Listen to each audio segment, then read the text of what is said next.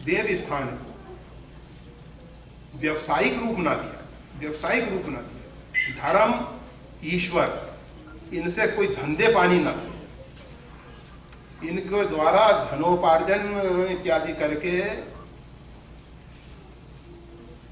संस्था को चलाने की बात सोचें, अच्छा नहीं। जो अनंतानंत ब्रह्मांड का मालिक, जो विश्वंभर है, जो सारी सृष्टि का पालन पोषण करने वाला है, वो सबका पालन कर रहा है, तो हमारा पालन नहीं करेगा क्या? उसके मंदिर के लिए हमको सोचना पड़े कि इसकी व्यवस्था कैसे चलेगी, तो फिर वो परमात्मा का मंदिर नहीं होगा, वो हमारा मंदिर होगा। परमात्मा का मंदिर होगा तो परमात्मा के यहाँ किसी प्रकार का अभाव नहीं होगा, किसी प्रकार का अभाव नहीं। श्री देवी और भूदेवी उसकी दासी है, संपूर्ण ऐश्वर्य की जो अधिष्ठाती देवी है वो तो उसकी चरण दासी है। ठीक है, तो ये जो सामूहिक स्थान की बात हो रही थी, सामूहिक रूप में उपासना की बात हो रही थी, वैसे महर्षि अत्रि ने कहा है, महर्षि अत्रि ने भगवान से प्रार्थना करते हुए निवेदन किया है, विविक्त वासिना सदा भजंती हीन मत्सरा। भजन में, साधन में, उपासना में दो बातें बहुत महत्वपूर्ण है। एक तो मात्सर्य का अभाव। मात्सर्य ईर्ष्या का एक विकृत रूप है। जब किसी की उन्नति को देख के हमारे मन में एक भाव पैदा होता है कि हमको भी आगे बढ़ना चाहिए, हम आगे बढ़ने की कोशिश करते हैं, नहीं बढ़ पाते हैं, तो हमारे मन में एक जलन होती है कि वो व्यक्ति आगे क्यों बढ़ रहा है। इसका नाम है ईर्ष्या। और जब हम पूरी कोशिश करके उसके समकक्ष नहीं आ पाते, उससे आगे नहीं बढ़ पाते, तो फिर हम उसकी टांग पकड़ के खींचते हैं, आगे मत बढ़ो, मात्सर्य। तो भजंती हीन मत्सरा, भजन साधन में मात्सर्य नहीं आना चाहिए कि अमुक व्यक्ति भक्ति में क्यों आगे बढ़ रहा है। राणा जी जो हैं, मीरा को जो सताते थे, मीरा के साथ जो अत्याचार अनाचार हुआ, उसके मूल में कारण यही था, मात्सर्य। राणा के यहाँ भी जन्माष्टमी व्रत होता था, राणा जी भी श्री कृष्ण भगवान की पूजा करते थे। ऐसा नहीं है कि वो कोई नास्तिक व्यक्ति थे, परंतु देखा कि ये एक महिला और भजन साधन में इतनी आगे बढ़ गई, इतनी आगे बढ़ गई कि लोग, बड़े बड़े संत महात्मा इसकी चरण धूलि को शिरोधारी कर रहे, और हम राजा यहाँ के, और हमको कोई पूछता नहीं। ये मात्सर्य आ गया। और फिर मीरा को गिराने के लिए अनेक अनेक प्रयास किए। ये बहुत जगह होता है। पत्नी अगर भजन साधन में आगे निकलने लगी, पति को तकलीफ हो जाती, क्यों आगे निकल। मात्सर्य से रहित होकर भजन करना चाहिए। और विविक्त वास, एकांत वास, ये सामूहिक उपासना और विविक्त एकांत। एकांत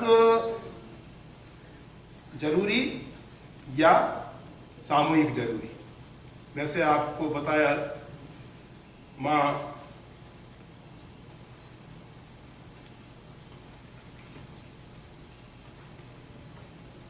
दक्षिण भारत में एक माता जी हुई हैं, तो जो प्रातःकाल उठ के अपने वर्ग विशेष के महिलाओं को साथ में लेके स्नान करने जाती। जिस प्रकार से गोपिकाएं उठती थीं, उठने के बाद दूसरी गोपिका को साथ लेती थीं, तीसरी को साथ में लेती थीं, फिर सब साथ में जाके माता कात्यायनी की उपासना करती थी।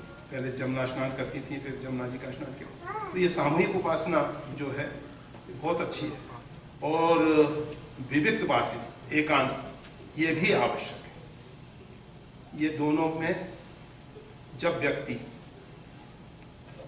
साधना के अंदर प्रवेश कर जाए और साधना में एकांत में बैठ के उसका चित्त शांत होने लगे, और शांत चित्त से परमात्मा की उपासना कर सके तो एकांत में रहा जा सकता है। अच्छा है, बहुत अच्छा है।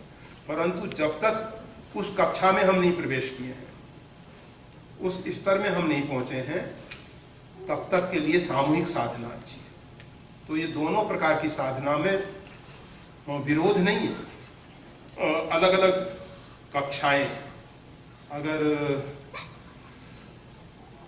हमारा मन इतना चंचल है कि हम माला लेके बैठते हैं और मन भटकता रहता है, हम हनुमान चालीसा का पाठ करते रहते हैं, मन भटकता रहता है, अच्छा है कि सामूहिक साधना में प्रवेश करें। बहुत से व्यक्तियों के साथ बैठ के साधना करेंगे, धीरे धीरे चित्त की स्थिति शांत होने लगेगी, और जब हम एकांत में साधना करने योग्य हो जाए तो फिर एकांत में साधना में आगे बढ़ते चले जाए। विविक्तवासी भी अच्छे हैं, एकांतवासी भी अच्छे हैं, और सामूहिक दोनों ही अच्छे हैं, और दोनों की ही जरूरत है। कभी भी इसकी आलोचना नहीं करनी चाहिए कि सामूहिक उपासना के स्थान ऐसे नहीं होने चाहिए, ऐसे होने चाहिए। तो ज़्यादा हमको कुछ नहीं कहना है। वो तो आए थे माँ के दरबार में, सोचा कि 2 श्रद्धा सुमन वाक्यों के द्वारा माता के चरणों में समर्पित कर दें। परमात्मा ने जिस व्यक्ति को जिस प्रकार की क्षमता दी है, जिस प्रकार की योग्यता दी है, उसी योग्यता के द्वारा परमात्मा की सेवा करनी चाहिए। किसी के पास परमात्मा ने धन दिया है, धन से परमात्मा की सेवा करो। किसी को परमात्मा ने कुछ बोलने की शक्ति सामर्थ्य दी है, उससे बोल के शब्दों के द्वारा परमात्मा की सेवा करो। जिस जिस प्रकार की किसी में शारीरिक शक्ति सामर्थ्य है, और उस प्रकार से परमात्मा की सेवा करो।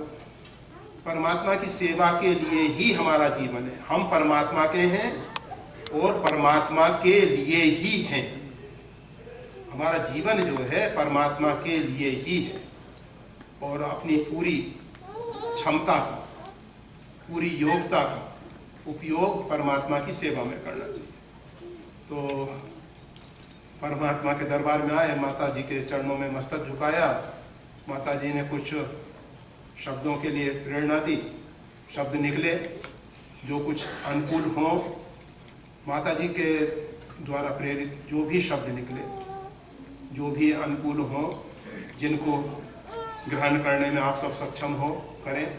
क्योंकि भक्ति के मार्ग में छोटी छोटी बातें जो हैं बहुत महत्वपूर्ण प्रभाव दिखाते भी हैं। गोस्वामी तुलसीदास जी कहते हैं, रघुपति भक्ति करत अति कठिनाई। रघुनाथ जी की भक्ति करने में बहुत कठिनता है। और कहीं कहीं भगवान श्री राम कहते हैं, कहो भक्ति पथ कवन प्रयासा। भगवान की भक्ति के लिए कौन प्रयास की जरूरत है, ये तो बहुत सरल मार्ग है। दोनों बातें आपस में विरोधी दिखाई दे रही, परंतु गोस्वामी तुलसीदास जी ने विनय पत्रिका में जहाँ कहा है रघुपति भक्ति करत अति कठिनाई, रघुनाथ जी की भक्ति करने में बहुत कठिनता है, उसमें बताते हैं कठिन वालों के लिए कठिनता है, सरल के लिए सरलता है। हाथी जो है जल के प्रवाह में विपरीत दिशा में आगे नहीं बढ़ पाएगा, और मछली जो है आसानी से जल के प्रवाह में विपरीत दिशा में, जिधर से जल का फ्लो प्रभाव आ रहा है उस दिशा में आसानी से चढ़ जाती है, उसको कोई तकलीफ नहीं होती। अगर कोई व्यक्ति ये खांड चीनी को रेती में मिला दे, दोनों के कण बराबर हों, तो उनको अलग करना बड़ा कठिन हो जाएगा, बड़ा कठिन हो जाएगा। परंतु चींटी उसको आसानी से अलग कर देती, वो उसके लिए सक्षम है। तो भगवान की भक्ति के छोटे छोटे सूत्र, नारद भक्ति सूत्र, सांडिल्य भक्ति सूत्र, अंगिरा भक्ति सूत्र, ऐसे भक्ति सूत्र हैं। इन सूत्रों के माध्यम से भक्ति के मार्ग में आगे बढ़ा जा सकता है। परंतु उन सूत्रों को बिना समझे भक्ति करना बड़ा कठिन, बड़ा कठिन। खाली मंदिर में जाके भगवान के 4 पुष्प चढ़ा दिए, साष्टांग वंदन, आत्मनिवेदन जिसको कहते हैं, या भगवान का चरित्र श्रवण कर लिया, कीर्तन कर लिया, कीर्ति का गान कर लिया, इतना ही भक्ति नहीं है, इतना ही भक्ति नहीं है। भक्ति में सबसे महत्वपूर्ण सा परा अनुरक्ति, सा तस्मिन् परम प्रेम रूप, परमात्मा के प्रति प्रेम होना चाहिए। और प्रेम कैसा? निष्केवल प्रेम, निर्वासनिक प्रेम, जिसमें किसी प्रकार की कोई कामना नहीं है, अपेक्षा नहीं है, वो है भक्ति। तो भक्ति के छोटे छोटे सूत्र हैं जो सत्संग के माध्यम से या इन महापुरुषों की वाणी के माध्यम से जाने जा सकते हैं। अगर भक्ति करना चाहते हैं तो इन सूत्रों को जरूर एक बार पढ़ें, समझें। रामचरितमानस, श्रीमद् भागवत, ये सब भक्ति के ग्रंथ हैं, सब भक्ति के ग्रंथ। इनमें भक्ति के रहस्य उद्घाटित किए गए हैं, उनको समझना होगा।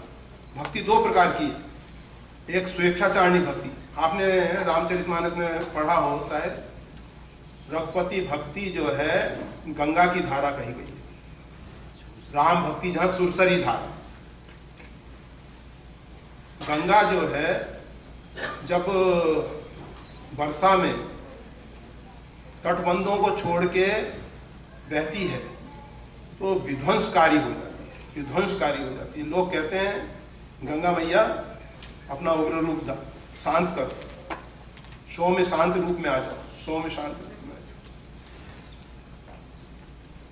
जाओ। और गंगा जब अपने तटबंध के अंदर बहती है तो वो माता के रूप में पूजी जाती है। उसका जल जो है आप लोग देश विदेश में जहाँ जहाँ ले जाते हो, पवित्र जल। तो ये गंगा तटबंधों के अंदर, मतलब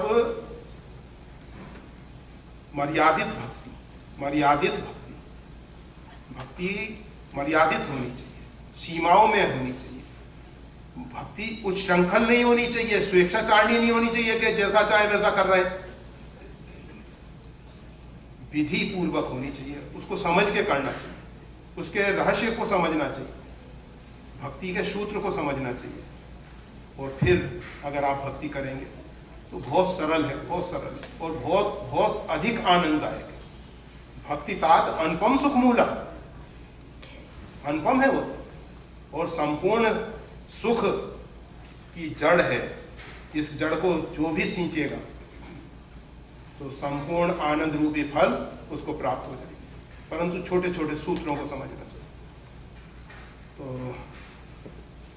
हमें ज़्यादा बोलने का अभ्यास नहीं है, ज़्यादा देर तक नहीं बोल पाते हैं। बस जो कुछ परमात्मा ने कहलाया, कहा गया, आप सबने प्रेम से, श्रद्धा से श्रवण किया। परमात्मा कृपा करें उसका कुछ अंश भी अगर जीवन में चरितार्थ कर सकें तो कल्याणकारी होगा। जय श्री राम। जय श्री राम।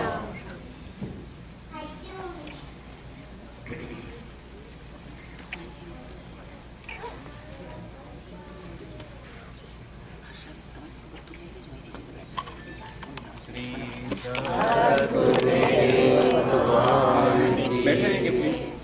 श्री राम राम जय जय राम, श्री राम जय राम, जय जय राम, श्री राम जय राम, जय जय राम। राजा राम राम राम, सीता राम राम राम, राजा राम राम राम, सीता राम राम राम, राजा राम राम राम, सीता राम राम राम, राजा राम राम राम, सीता राम राम राम, राजा राम राम राम, सीता राम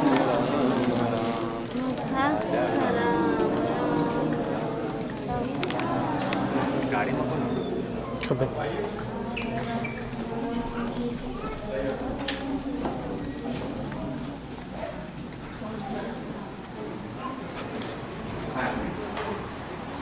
શ્રીરામ શાસ્ત્રી સાથે વાત કરી લે.